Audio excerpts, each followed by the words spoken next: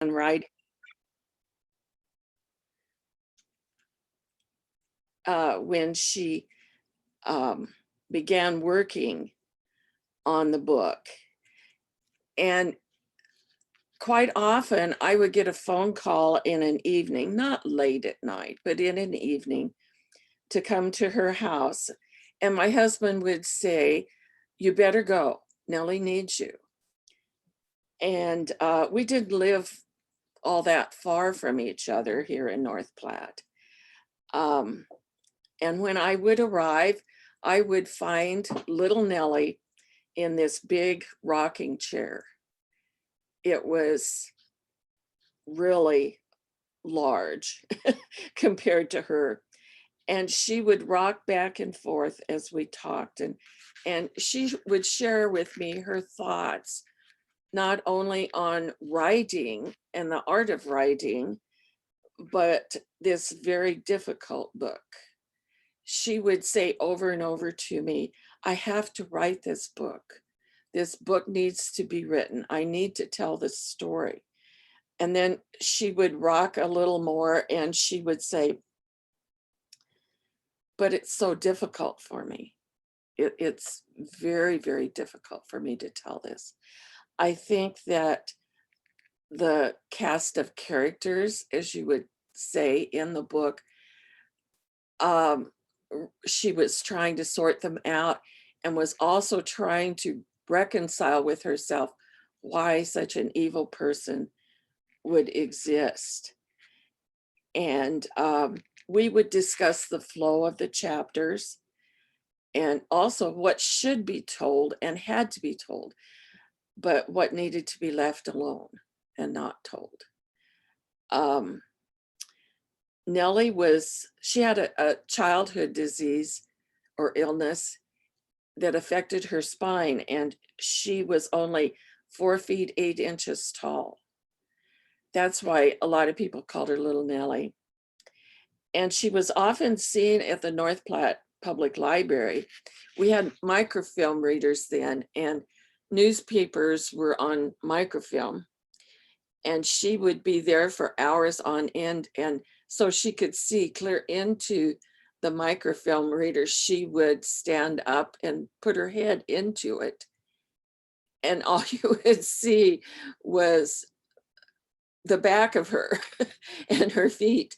And her second husband, Frank, would be reading and doing things in the library. And she just worked for hours on that. Now, the amazing thing is that all of her writing was done by hand, pages and pages by hand. And she did that with all of the books that she wrote. And she would show me pages that she had written, and some were edited and crossed through. And she would ask me to read this and read that and make suggestions, and which I always hated to do because she was my senior. She was my mentor, you might say, for knowing how to write these stories. I marveled at how she was doing it. And I think today, I wonder what she would do if she was alive today and had computers and the technology that we have for research and writings. But one of the fears that Nellie had was that the descendants of some of the people in the book would sue her or cause trouble for her. I would over and over tell her she was writing the truth and their names should be written as they were in her book, Evil Obsession. However, the newspaper editor, who is now deceased, Keith Blackledge, told her that she should give them pseudonyms for all of them except Annie Cook and her immediate family. Well, what happened was that within weeks after it was off the press, people in North Platte were passing around the lists or cheat sheets of the real names. They figured them out. So at any rate, The story is about the poor and the evil. It's about the poor farm that was established in 1923. And the poor had previously lived for and been taken care of for several years by Emma Pulver at what was known as the Pulver Hospital, or just Emma Pulver's place.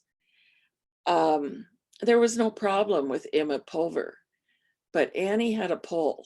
Annie had a decisive way of getting to people, and she befriended both with alcohol and sexual favors primarily through her daughter Clara, to the higher echelon here in North Platte of the city council and business people. And so they were persuaded in 1923 to remove the poor people and the unhealthy people to Annie Cook's Poor Farm, which was north a little ways and west of North Platte, before you get to Hershey. So at any rate, people knew that what was going on there. They feared Annie. They did not want to cause problems, those who were not necessarily in her favor. But Nellie knew that this would be her last book. She told me that it would be her last book, and she actually poured her soul into it.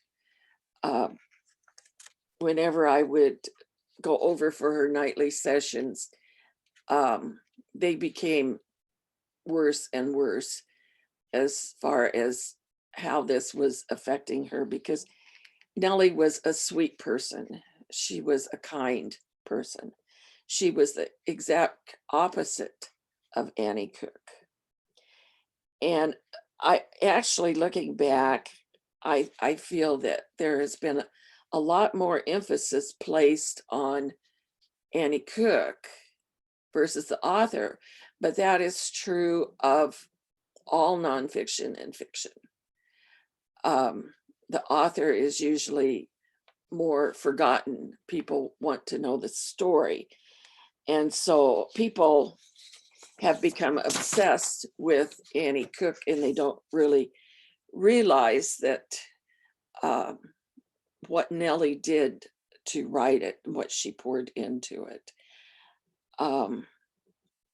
Nellie wrote 10 books, and of course, Evil Obsession was her last one. She passed away shortly after she wrote it. It was published in 1991 in October, and she died the 16th of January, 1992. A lot of people say that Annie came back and haunted her, or Annie caused her death. But I think Nellie was actually ready to go. She knew it was her last book, and she had done the best she could.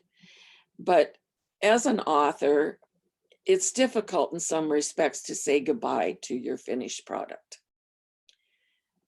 After you're done, you sort of have this hollow feeling, and yet you have hope that it will maybe make an impact on people and they will be interested in reading it. Unfortunately, Nellie did not live long enough to know all about the interest in her book and the continued interest to this day. She was born in a sod house here in Lincoln County, in Northwest Lincoln County, in 1905. So she married her second husband, David Leidick, and he died before she did. He died the month after the book was written. Her son, Tom, passed away, and his funeral is this afternoon at Maxwell. So, and many of you maybe don't realize that there was an interest a few years ago in her book, to the point that there were, I don't know the exact terminology, it was more of a low class movie firm, but they wanted to produce a movie about evil obsession. I have a copy of the script, which makes me quite ill because it doesn't follow along with with the story. And of course, there's been so many different accounts written about the death of her daughter, Clara. But the one that most people refer to is when Annie hit her over the head, and I believe with the frying pan, and she ran out of the house and ran around the yard and then fell dead. That was told by the son that Nellie adopted, but that was not on her death certificate, because what would that mean? That would mean that Annie had killed her. And so Annie was in cahoots with these business people and the city council here in North Platte, and they weren't going to turn on her. And so she was shown that she died of drinking Lysol. Annie got away with everything, but eventually she died. And there's a lot of stories around this that I'm sure Nellie didn't even tell because she didn't feel it was worthy to tell them. So Nellie wrote 10 books. I've written 15 books, and including 2 that are coming out hopefully yet this month. And many of you have maybe seen this book, The Wild Years, 1868 to 1951, North Platte and Lincoln County. And I had done some presentations on Little Chicago or North Platte in those wild years, and people were very interested in them. So I decided I wanted to write that book. I had written other books before that. Now, I began writing several years before computers came out, but I did not write by longhand like Nellie did. I typed. And then, of course, the early computers that are now archaic were wonderful, but the electronic information through internet has been more so. I started writing The Wild Years in 2019. And so this meant a lot of diligent work with not only newspapers, but memoirs, anything that I could find. And Casey Anderson at the library loaned me, here in North Platte, loaned me a multitude of files that I would go to the library and get and bring home, and then look through them and glean what I wanted and take them back. My sister-in-law does graphic designing, and she designed the cover of it. I think most people are interested in this because it also deals with crime and evil people. I was at a meeting not too terribly long ago that a lady said that Annie Cook was the most evil person in Lincoln County. And a man at this meeting said, no, you should read Ruby's Wild Years book because there were a lot of evil people. And the last one that I wrote in the book touched me the most, about a mother who was so abusive to her 4-year-old son. and how people knew this was going on. And that was sort of the same theme running through Annie Cook and Evil Obsession, was that people knew this was happening and they did not speak up. They did not want to approach the city council or the commissioners or the county attorney. They did not want to do this. But maybe it's taken Nellie and I several years to get out the truth about this. And yes, Annie Cook is in my Wild Years book. I did not want to give her any big mention. I do have several pages about her, but I didn't want to outshine Nellie's book by any means. But I did talk about her in there. No pseudonyms in my book. Their names are there, and I have not been threatened or sued or anything about it. My latest set of books, also available at Amazon.com. There are 2 volumes. I probably would not have written this if I would have known it was going to take 971 pages and over 1,400 homesteaders and 2 volumes, but it's Homesteading in Lincoln County, Nebraska, 1874 to 1899. And it includes people who eventually, for one reason or another, usually in retirement, or they sold their land here and moved into the counties of Dawson, Frontier, Logan, and Custer. It took me 13 months to write the book in 2 volumes, and Annie Cook is in that one also. Her husband, Frank Cook, homesteaded the land that they had between here and Hershey. So Annie has seemed to have gotten into more than one book. I think what we need to take home from all of this about Annie Cook is she was an evil person.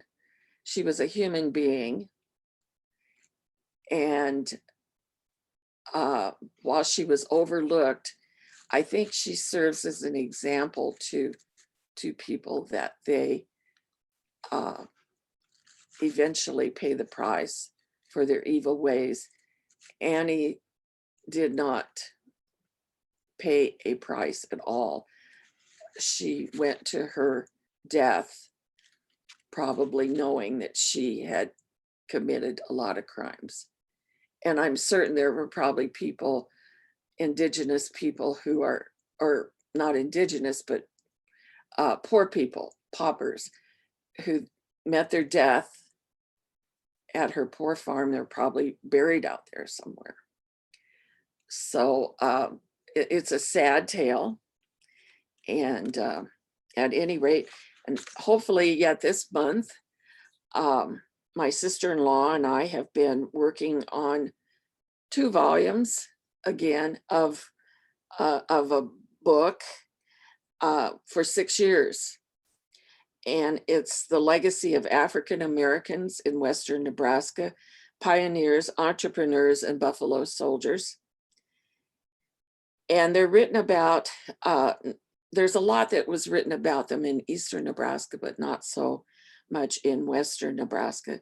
And it contains a very large section on the genealogies and histories of the Blacks. And they settled in primarily in Dawson, Cherry, Custer, and Box Butte counties, and some of them in Scottsbluff County and Lincoln County. And of course, probably the first noted one would have been in Dawson County, near Overton. And the difficulty in writing a book like this is that much of the information stops before emancipation. But there are some that I've been able to trace back to their slave owners. And each of them played a part in the history of Nebraska And I think that's true of all of my books. And I know um, Nellie's books tell about the legacy of Nebraskans. So I guess at this point, I would welcome any questions that people have.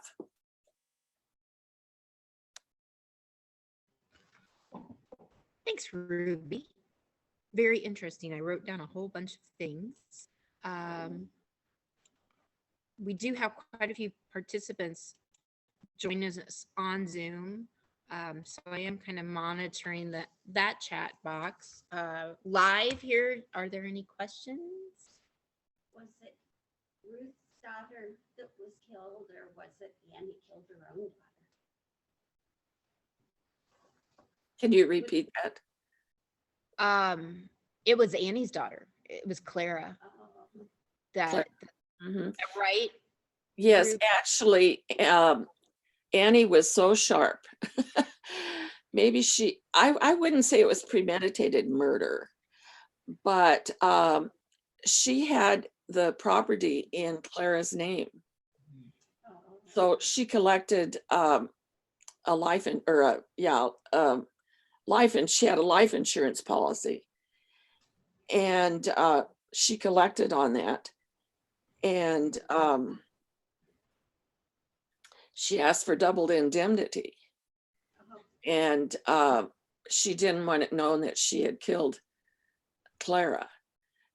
But they agreed, the insurance company agreed to pay double indemnity on it. And Joe Martin Cook, the little boy young boy that Annie adopted after the death of his mother at the poor farm, he got the insurance people aside and told them the truth. And after they left, Annie beat him, abused him, something terrible. She beat him with a whip and wooden pieces, and anyway, in her fists, any way she could beat him up.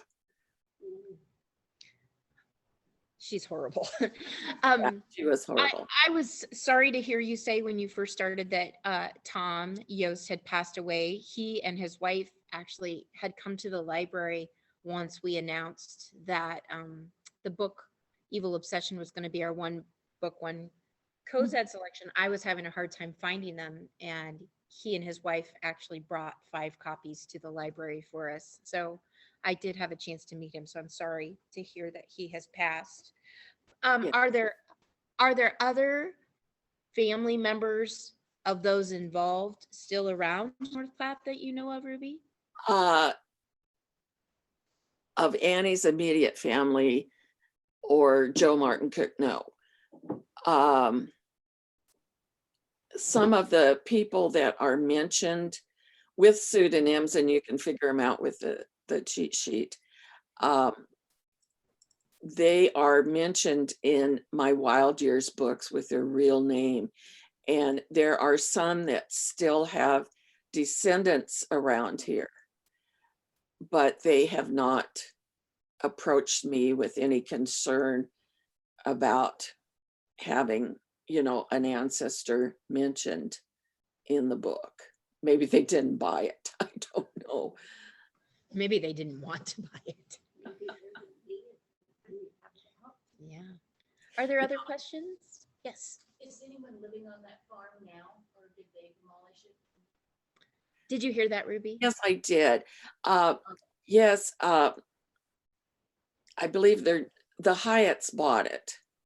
I don't know which Hyatt, I can't remember. But they tore the old farm building down.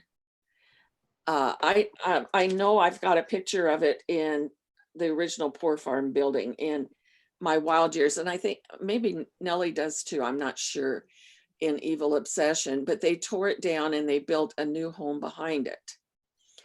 My granddaughter-in-law and I, she wanted to see where it was located, and so we went there a couple years ago, and it's just before you get to Hershey. It's closer to Hershey actually than North Platte. And she pointed to a building and I believe she was correct, it's in kind of in shambles, that Nellie also owned. And of course, Nellie had her fingers into a lot of things, and she had a brothel here in North Platte. And the most cruel thing was that when Clara was 12, 13, beginning her menstrual cycle, Annie took her to the brothels and had her working in a brothel here, her brothel here in North Platte. And then she, when she wasn't very old, she took her to Omaha for a hysterectomy. So, Well, and she married her off too, didn't she? yes, Clara was married twice and divorced. And I'm sure that any husband wouldn't want to call Annie his mother-in-law. But when she died and was buried, she's buried as a cook, and she died as a cook, not by any married name. She was a pretty girl. Let's see, you had a question too. What made Annie, from her younger years, do you think that she would turn out the way she had? I don't think Annie's we don't know that much about Annie's family. They came from Russia. I'm not certain if they were German Russians, but they eventually settled in Denver.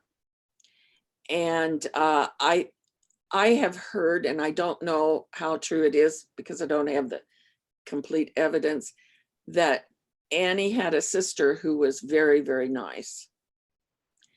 And so I have no idea if it was the city life, if it was something, if it was abuse from her parents. I have no idea. But you know, I haven't traced her genealogy to know what was in the background there. Some people, maybe she had an influence early in life living in Denver also, who knows? There is a question online that they're wondering if the brothel in North Platte is still standing. I don't believe any of the brothels are still standing because they were located in the area that was along Front Street, and the depot. All of that was torn down. They tore the depot down, of course, and if there would be anything, it would be further out, and I think those past Willow, and I don't think any of those were used actually as brothels. They were normally above some other building. So there would be like maybe a restaurant below and a brothel above, or a saloon below, or a cigar store below, and the brothel above. So they weren't street brothels. they were above another business. I have so many questions. Can you talk a little bit about Nellie's research? You said that she wrote by hand. Is her research at a university or with the historical society? To my knowledge, Tom had everything. To my knowledge, I know her writing, her papers, and what he kept, I have no idea. But I know they were not donated to the North Platte Public Library or the Lincoln County Historical Museum here. Versus Mari Sandoz's work, which is in Chadron State College, and I've utilized that. I've had access to her papers. But I believe that Tom just had everything. Now, what has happened to it, I do not know. I can still vividly see the pages that she was writing. And they were not like 8.5 by 11. They were smaller pages. And I marvel at how she could keep track of them when she wanted to write the final product, the final production of the book. And What is your favorite book by Nellie? my favorite book by Nellie is No Time on My Hands, which she wrote with her mother. And that's a beautiful book compared to Evil Obsession. Do I like Evil Obsession? Yes, I enjoyed reading it. I've read it a couple of times. But there's just something about it that, okay, the story's told, just like my Wild Years book. And that continues to be so popular. It's a good seller. But yeah, I like the book that she wrote with her mother. That is a great book. It is. And her mother grew up north of Cozad, I believe. Yes, and she, of course, did a lot of quilting, and there's a lot of books that are great books written about Nebraska, and that probably is not a great book, but it really gives the reader a sense of what life was like, and not on a poor farm. Yeah, and I think I've read somewhere that Nellie is considered one of Nebraska's premier pioneer writers, because that's Well, what I certainly would hope so. We have another question. I live 4 miles over the Custer County line in Roten Valley, and No Time on My Hands was written to the west of our farm up in our area. And I read it a few years ago for the first time, and I'll tell you, not much has changed in all those years because they talked about grasshoppers and the fires and all that. And some of those people, and they talked about when they would die of the flu, or the plague, and they'd have to bury them the next day, And so some of them are buried in the Walnut Grove Cemetery south of our farm in Dawson County. So my husband's parents are buried there. So I drug my husband down there one evening, and we hunted up those graves, and one of them had the picture of them on there. Because in her book, she talked about when they died, they almost had to bury them the next day because it was so warm, and they didn't embalm them, and they always had like a glass on the coffin, and they would blow it up. So that was kind of amazing to me. Everybody needs to read that book. It's a large book, and I believe she just, if I was hearing right, she mentioned Roten Valley. Yes. Yes. Okay, well, the Rotens actually came from North Carolina and had married into one of my ancestral families there. So I never know where I'm going to find relatives. But my homestead book is full of kind of biographical sketches and historical information about the homesteaders. And during the grasshopper plague, and of course the worst began in about 1893, really bad in 1894, was the drought. And that wasn't just Nebraska, that was worldwide.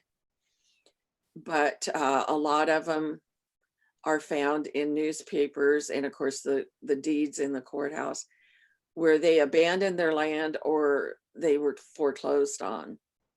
So it was hard life, even if you were living 5 miles south of North Platte. It was a hard life. They could not make a living on 160 acres, particularly if they didn't have rain for 2 years. Yes. My husband's great-grandfather was Arthur Ashley, and that was the first murder. It was a murder up there. And she talked about that in her book, and it's really kind of interesting. And that was your grandfather? And my Your husband's husband's great-grandfather. great grandfather. Yeah, Mr. Honstein killed him over schoolhouse clock. The Honstein stole it, him and my husband's great grandfather and him found the guy, or he murdered him and buried him in a haystack or something. And that led to a whole nother thing of the hanging of the guy. But we know where where he's buried. It wasn't, widely known, but we know where it is. You can tell when you go up there and see the dent of the casket.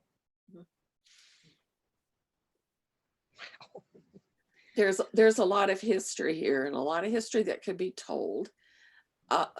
It's every county, every town has their history. And incidentally, when my sister-in-law and I were researching, I did most of the writing. She helped with some of the research of this legacy of the African Americans. There's a scenario in there that a certain person brought in women from the brothels of North Platte. In your research, we have another question. So you talked about that Nellie was kind of your mentor, your writing mentor. Mhm. Do you know what inspired Nellie, and subsequently what inspires you to write about Nebraska, Western Nebraska history? I would call Nellie my mentor because I felt that I had actually been writing a column for the Telegraph. I wrote it for 13 years, Heritage Lines. And I wanted stories told, and Keith Blackledge agreed that I could do a monthly column. So I was enjoying writing, but those are just little 2-page quips. And I guess I didn't consider writing a book, but visiting with Nellie and working with her, knowing how she formulated her chapters and did her research and put it all together, really inspired me. Now, I'm not quite sure how I always wanted to be a writer from the time I was a child. And I'm not sure that as to what made her want to be a writer. I know she was in love with Nebraska. She was in love with the country, the land, the history, the people. And, maybe that's what made her want to sit down and write. And maybe she was inspired as a young girl. I always wanted to write. And I would write little things as a teenager, and my parents, little short things. And my parents, I'm sure they told me they were wonderful, and they weren't. But I had decided that actually I wrote a book in, let's see if I can find my notes here, in 1992. So it was the year that Nellie passed away. I wrote a very small book. It was called The Pre-Statehood History of Lincoln County, Nebraska. And it was for Nebraska's 125th anniversary. And I did it on behalf of the Sioux Lookout DAR chapter. And Heritage Books in Maryland published it. And back then, I didn't have a computer, and I typed it up, and then I had to mail the pages to the editor. So there was no email, no computers, no internet. And there would be a lot of phone calls and letters exchanged before it was finally published. It went through 2 printings. It was very popular.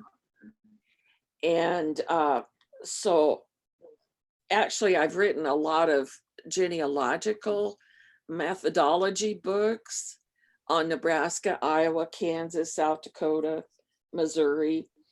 And I knew that pre-statehood was long out of print.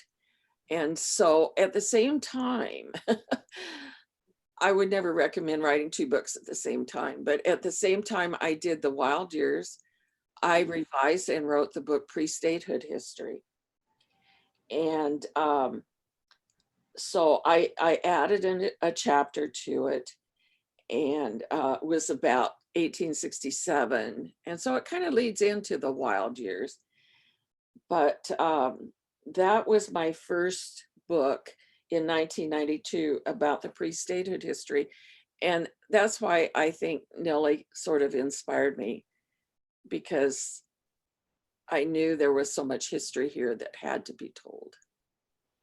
And I think I read somewhere that Nellie didn't start writing until her 40s, maybe? Yeah, yeah. Well, mine was a little bit, no, probably the pre-statehood, I would have been in my 40s, late 40s maybe. Yeah. So we're all busy with things, and then, you know, suddenly we have time on our hands. So what do? We write. Now, are there any other questions here live? I don't see any, but I don't see any more. Well, I would like to add that all of my books, and actually I've seen Evil Obsession advertised on Amazon.com. All of my books are available there. But I think they still have my pre-statehood history. Out at the museum here, I know they always independently carry their books, and I always give a discount to my local merchants here. But they have the pre-statehood history, the Wild Years, and A to Z Books has carried that. They just got another order in of the Wild Years, and they have they may have the pre-statehood history. And I'm thinking that Sharon is carrying Evil Obsession too. And the homesteading books. Last month, Fort Cody ordered 30 Wild Year books. So they must be doing well out there. And we're waiting. UPS lost part of his order, but we're waiting on his homesteading volumes, and they're sold as a set. And then both places will probably, I know that A to Z Books plans on carrying the legacy of the African Americans. That's wonderful. I know when Tom and his wife were here, they were saying that Evil Obsession is available at Fort Cody and the museum and A to Z bookstore in North Platte. I'm sure they continue carrying them, carry that book. Yeah. I'm not sure about Nellie's other books, the Buffalo Bill book. They might, I'm not sure, you know, about that. But so if people are interested either in Zoom or in person about those other books, check your library, first of all. But secondly, in North Platte, there's generally quite a few places that are carrying not only your books, but Nellie's books too. Right. If there aren't any other questions, I'd like to thank Ruby again for joining us. I learned a lot of interesting things today, not only about you, but about North Platte, and even some more about Annie as well as Nellie.